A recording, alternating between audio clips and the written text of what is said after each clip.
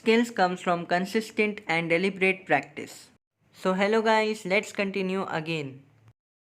Let's understand random module in Python. Random module is built-in module, so we don't have to install it, we can directly import it and start working on it. It is used to generate random numbers, but these numbers are not truly random, which means that we can predict them and can approximate their value. These types of numbers are also known as pseudo-random numbers. We can find their approximate value using some mathematical formulas and calculations. So now let's understand some of the important methods offered by this module. First of all, we have the random method, and it gives a random float number between 0 or 1. Then we have the randint method. It takes two arguments, which is the starting and ending point of a range, and it gives a random integer between the provided range. After that, we have the choice method. It gives a random element from the given sequence. Sequence could be anything like string, tuple, list, or anything else. At last, we have the shuffle method, which takes a sequence and shuffles it. Now let's go for a hands-on practical. First of all, start the Python REPL by giving command python. Now let's import the random module, and to import it we have to write import random.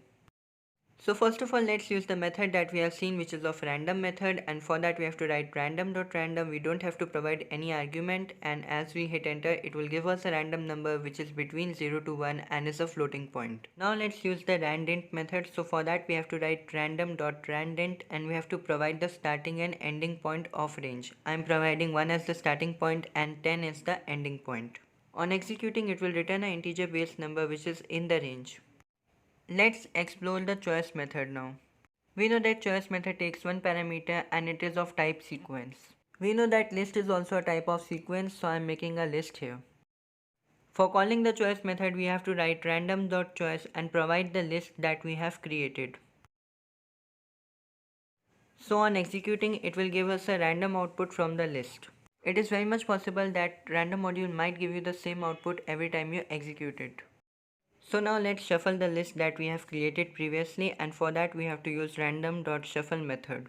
So we have to provide the argument as the name of the list, which is choice list.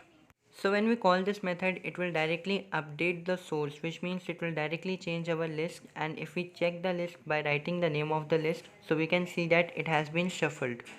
So now let's make a small game which will be tossing coin on our wish. So for that I am creating a Python script, and for creating script we have to use Notepad. I will be importing PyTTSXT, which is voice synthesizer for Python, and also I will be importing the random module. So we know that for making our voice synthesizer work we have to first initialize it. So for that I am doing it here, engine equals to p3.init. So the main logic comes here. We know that on tossing coin we can get only two outputs, which can be head or tail. So here we can make a list containing both the outputs, that is head and tail, and can provide this list to the choice method that we have seen earlier. To store the output, I am writing output equals to random.choice, and I will be providing the list which is also named choice.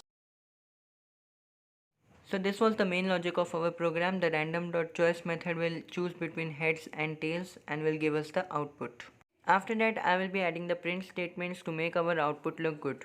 To display the final output, I will be using the format string, and inside the placeholder I will be providing the output variable.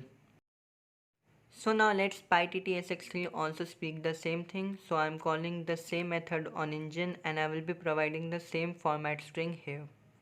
After that we have to call another method on engine, which is run and wait. Without that our engine won't work.